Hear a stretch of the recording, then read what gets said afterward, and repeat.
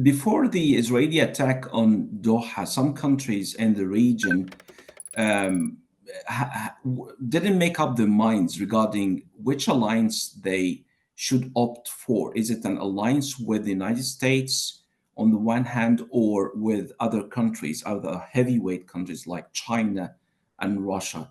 Do you think that after this attack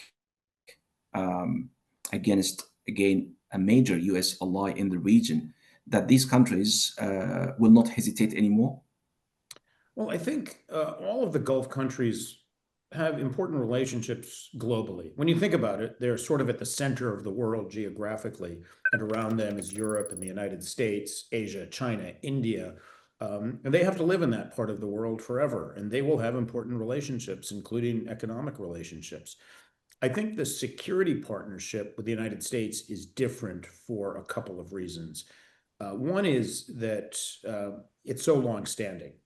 The Gulf countries and the United States military have been cooperating, training, buying defense articles of all sorts for decades. And so the level of integration between the two militaries is really unprecedented. And it's hard to simply undo that and switch to another partner. That's one reason.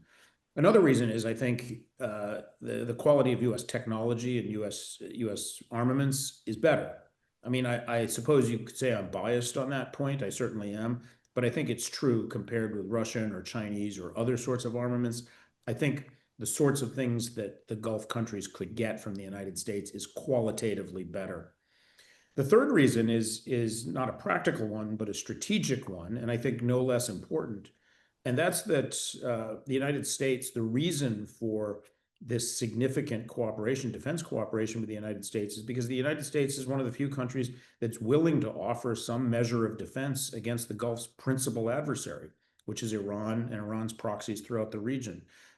I could imagine countries of the Gulf trying to increase their cooperation with China, Russia. We saw recently Saudi Arabia and Pakistan.